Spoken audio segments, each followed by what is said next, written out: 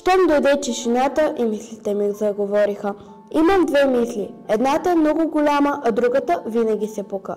Веднъж даже потече, умокри ме отвътре и ми изби в едното око. Баба попита защо плача. Казах й, че не. Казах й, че малката ми мисъл е протекла, понеже някой път се препълва. Сега чакам лятото да изтине, а тати да си дойде и да ме стопли. Чакам го да влезе в двора и жълтите листа да го валят като бавен дъжд. В такъв жълт дъжд го отведоха преди 4 години. Аз мога да предсказвам как беше в бъдещето. Каза се как ще бъде. Поправя ме баба. Не, обяснява ми. Каза се как беше в бъдещето и какво ще бъде в миналото. Боже, вика баба. Вика го, когато няма думи да ме обори, когато отведоха тати и когато не може да събере 2,50 за хляб. Вика го, защото си го представя като всемогъщ добряк. Големите не могат да си представят, защото оцеляват, а когато оцеляваш, не можеш да си представяш. Аз съм го обяснила в тетрадката Д. Излизам на двора и се покатервам на ореха по големия ляв клон, който е стипчиво зелен и дебел, точно колкото големия десен клон. Тръгват от дънера и са най-голямата еднаква с живота. На върха на левия съм си направила площадка от 2 стари талпи. На върха на десния съм направила площадка от 4 талпи, но 2 паднаха. Сядам отляво и се разтеглям с пръсти очите, за да виждам по-добре това, което се вижда. Целият свят между могила и могилчица. Светът е обрасъл и запустял. Къщите зеят изврати из прозорци, като с много усти, обаче устите им са застинали, както са си говорили. Уплашили са се от нещо или са си прехлъснали гласовете. Може да са се стреснали, когато затвориха училището, или пък когато затвориха кметството, или после, когато затвориха продавалницата с хляба. Всичко затвориха и само устите на къщите останаха отворени. Щом ми мине страхът, от тях може да се издигне един голям вик нагоре и нагоре, да допре слънцето и да се отцапа светлината му, пък вечерта да се отцапа звездите. А щом се отцапаш 2 светлини, спираш и ставаш като времето. Това съм го написала в тетрадката Т. Сядам отдясно и се затварям с пръсти очите, за да виждам по-добре това, което не се вижда. Целият свят между могила и могилчица, който ще бъде преди много години. Съзирам някакъв врабец, дето кълве лекарство против смърт. Човката му потрепва яростно и още повече чувам това, което не се вижда. Знам, че то ще бъде в миналото и е било в бъдещето. След като съм се нагледала от 2 клона, които са еднакво стипчиво зелени, се спускам по дънера и стъпвам в тревата. Точно до ямата, дето тати и мустакатият изкопаха за 10 дни. Баба стои пред мене, ръцете й са в брашно. Това е от месенето. И очите й са набрашнени. Това е от тревогата. Тя за пръв път и набрашни зенниците, що ми разказах, че съм видяла една циганка, направена от сняг, дето белее под луната. Аха, рече, то за тая не се говори. Кой ти го каза? Никой, рекох и. Видях я, нали знаеш, че мога да предсказвам миналото? Милата ми, рече баба и набрашнената й тревога се препече. Миналото не може да се предсказва, само бъдещето. Може, казах и. Това, което се е случило в бъдещето, ще се случи в миналото. Боже, каза баба и пак призова този, за който имаше много грешна представа. Баба беше начална учителка преди да спрат училището. Учих при нея до 4 клас. Сега чакам тати да дойде и да ме откара в града, за да уча в 5. Но до тогава дърветата трябва да пуснат жълтите си листа, пък него да го пуснат от затвора. Мама няма да дойде. Тя сама се била пуснала из живота. Баба, като пали печката, се моли за нея огън да я гори. И дядо няма да дойде, понеже животът го е изпуснал.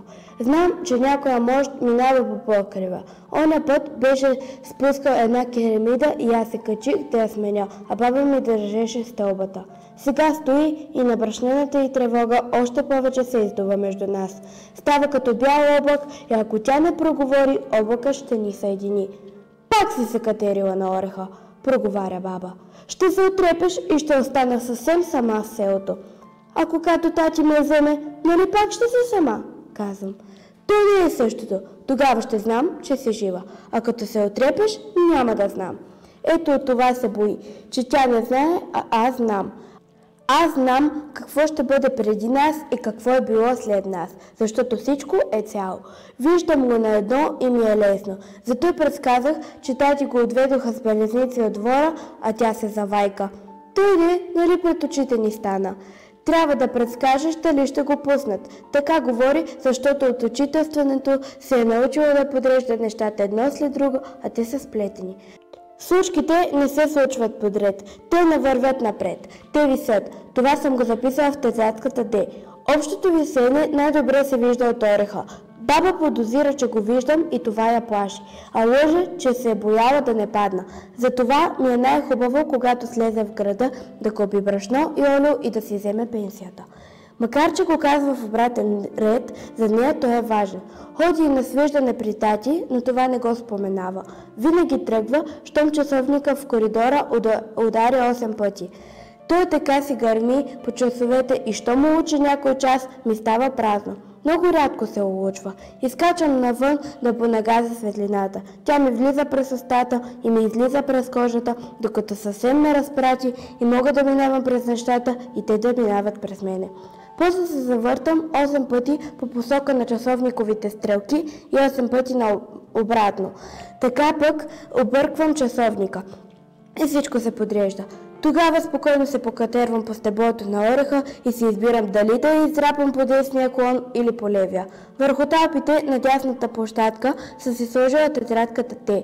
Върху лявата тетрадката Д. Никога не им сменям местата. Някой ден обаче ще съединя двата клона с една дълга талпа и тогава ще разменя тетрадките и ще стане името. Избирам си левия клон. Отгоре на площадката подухва ветрец, но не се боя, че ще ме разнесе, като съм разпратена. Може да ме раздуха само дишането на хората, ама тя ги няма. Училището долу стои с закопчана врата и се учи да мълчи. До сега толкова е говорил, че си е протрил чиновете, ама никога не е слушал. Сега ще слуша как брашлянът пълзи по него, запушва му стъклата и му надига керамидите. Брашлянът пълзи толкова плавно, че училището ще оглушее и тогава ще започне да осмисля какво е говорил. Брашлянът е натупчил и къщите, но при тях е обратно. Само се слушали. Разните му тайни, нето хората не споменават навън. Издули са се от тайни и са започнали да се пукат. И по стените, и по подовете, и по таваните. Накрая ще се разпаднат и земята ще си стане същата, както преди да е имало тайни. Много обичам да минавам през стаите. Вътре си стоят лъжици по масите, неизмити чини и разхвърлени завивки. Минавам и се усещам като човек, дето е побрал всички човеци, които ги няма. Мога да си посягам към лъжицата, да измия чиния и да се мушна в леглото. Мога да съм всеки по-отделно и така, докато се уморя и ги съединя. Средата на къщите е кметството. Ръждясалото му балконче пропада. Започва да ръждавее. Първо от сълзите на кмета, после от дъждовете. Кметът предпоследен напусна селото. Разплака се, щом разбра, че няма кого да управлява. Сега мога да се кача на балкончето и да ръкомахам. Мога да съм кметът. Мога да съм селяните отдолу, които ми гледат ръкомахането. Мога да съм и кметът и селяните в едно. И ту да се гледам, ту да ръкомахам и едновременно да се гледам и махам. Но така ставам един много разширен човек, който може да се спука, а под него земята да си е същата. До кметството стърчи камбанарията и сочи с пръст към небето. Преди беше кръст, но равната му пръчка се отчупи и остана само пръст. То си е като показалец, дето обвинява някого. Вини онзи отгоре, дето според баба е всемогъщ, стар, мъдър и с брада. А той не е стар, не е мъдър и е без брада. Аз знам кой е там, но няма да й го кажа, защото оплахата и ще дойде в повече и тя няма да дочака тати. Това съм го записала в тетрадката Т. Слизай оттам веднага! Вика под мене баба. Не знам кога денят е отминал и си е дошла от града. Но то така става, като обърквам часовника. Спускам се по левия клон, а трябваше да се кача и на десния, за да видя нещата, които не се виждат. Още година ще го държат, вика баба. Стиска бързарската чанта и треперенето на гласа и минава в ръката. Удължили му присъдата с година, че е поискал нещо там. Виждам как тати беше в килията след година. И преди го виждах, ала не знаех как да го местя из годините. Не биваше да копая в миналото. Миналото не може да се разкопава. Кешки да не беше послушала на мустакатия с тъмната кола. Подмами го. Карта, вика, съм намерил. Ще намерим и жълтиците. Жълтиците да ги тръщнат. Ама ти търпи. Дядо Боже ще го пази. Той не е дядо, викам. Баба ме поглежда неразбиращо. Влиза в къщата и продължава да си нарежда. Що ме остави в тишината, мислите ми пак заговориха. Едната се спука и потече и ми навлажни окото. Когато долу в полето хората не излязоха по улиците да сменя живота, ние ги гледахме по телевизора, а в селото започна голямото разкриване и народът се заизнася. Първо се изнесоха мъжете, после се взеха и жените, и децата, и телевизорите. И тати се изнесе с мама, сетне мама избяга, пак тати дойде с оня мустакат човек и каза на баба, че ще забогатеят за една нощ. А копаха 10 нощи. Подкопа ореха точно под десния клон, от който виждам това, което не се вижда. Иска да му кажа, че напразно се трепят, защото миналото не е земята, а във въздуха пред нас. Ама не. Те си го изкопаха и го завлякоха в града. После тати си дойде омарлушен, а след него дойдоха полицаите и го отведоха под жълтия дъжд. Това съм го изрисувала в тетрадката Д. В стаята баба седи до студената печка, плаче и сълзите я парят. Сядам до нея, тя ме прегръща и почва да пари и мене. Избягала е, вика. Не са му удължили присъдата. Излъгахте. Сега ще дойдат и тук да го търсят, да не се оплашиш. Защо да се плаша? Като отдавна предсказах как отвеждат тати под падащите листа, а тя вика, че това сме го видели. Да, това беше през есента, която ще дойде. Никой не го потърси. Няколко пъти оглеждам от площадката на левия клон. Къщите си стоят зяптали, училището слуша брашлана, кметското балконче ръждавее, а камбанарията сочи с пръст небето и пътят към нас е пуст. Местя се на десния клон. Затварям очи и виждам забързана каруца, 6 прахоляка, а от нея капе мляко. Каруцата навлиза между къщите. Капчите се издигат над комините. Заформят се продълговато и трепкат над хората, дето са неизлезни да ги гледат. В далечината се появява мъж, бавно маха се морулка си, кръжи ниско над керамидите, после се стрелва на хорските глави, бута с нозе шапката на един и она се навежда да си я вземе. И изведнъж всичко се осветлява, защото между човеците пристъпва една градска жена с черни дрехи и мрежичка пред очите и се смее, а смехът й върви пред нея и се оглежда в прозорците. Стъклата им потъмняват. После виждам в тъмното им да препускат кавалеристи с извадени саби, плъзгат се от прозорец на прозорец и ги прозвънват. Едно стъкло се пръзна и посипа улицата. Стискам очи, за да виждам още повече. И виждам. Слизай от ореха, вика баба. Баща ти, както го е подкопал, ще се срине. Спускам се и заставам пред нея, но все тъй си стискам очите, защото в тях съм задържала един мъж, който не можа да огледам. Бабо, казвам, да знаеш, че в селото ще се появи един мъж в детска количка. Ще се появи, възехна баба. Бог да го прости, Кайзера. По-луд беше от баща ти. Ти защо мижиш? Защото виждам слушващи се хора. Разказват ми ги момчетата. И нито едно момиче. Божке, вика. Господи Боже, Божкеле, Боже мой, изрежда тя всички имена на този, за който греши. Да, само момчета чувам.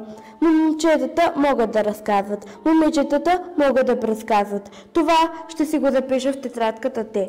Съединявам си времето още няколко дни. От левия клон виждам нещата, които чувам. От десния, дето се случват. Изведнъж прахоляка се издува и се оформя като кола, с лампа отгоре. Слизам от десния клон и се покатервам на левия. Замижвам и гледам някакъв бавен мъж измежду къщите с две златни нашивки. Спускам се надолу и пак издрапвам на десния клон. Колата с лампата се приближава, а зад нея парпори още една. Идват право към нас. Слизай от ореха! Татко ти си дойде. Така трябва да е извикала баба или пък нещо друго е извикала. Не знам, защото времето съвсем се заплете. И много дни след това не можа да разделя полицаите и другите хора, дето влезоха в двора, а баба се срина и я свестяваха и после почна да вие. И въят и се изду и взе да обема това, което виждах от десния клон и това от левия. И ги умеши. И гръмна. Ей тъй, гръмна!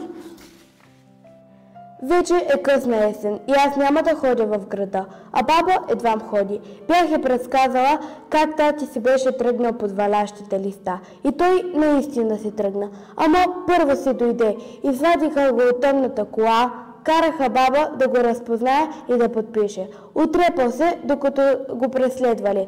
Така казаха и ни го оставиха. Сега сме заедно. Той под ореха.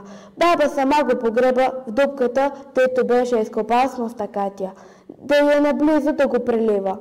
И го опя, защото няма поп. И го оприказа, защото няма кмет. И го оплака, защото няма опаквачки. От тогава се седи до могилката. Поклаща се и се пита, какъв е Бог? Ако питаше мене, щя да й кажа. Аз знам, защото мога да предсказвам миналото. И знам, че това, дето ще е било и онова, дето беше, да бъде едно. И виси. Той игра. Той си знае. Провирвам една талпа между десния и левия клон на ореха и ги съединявам. Взимам тетрадките от двете площадки и ги нареждам една до друга. Тетрадката Д до тетрадката Т. Ето какъв е той. Д, Т.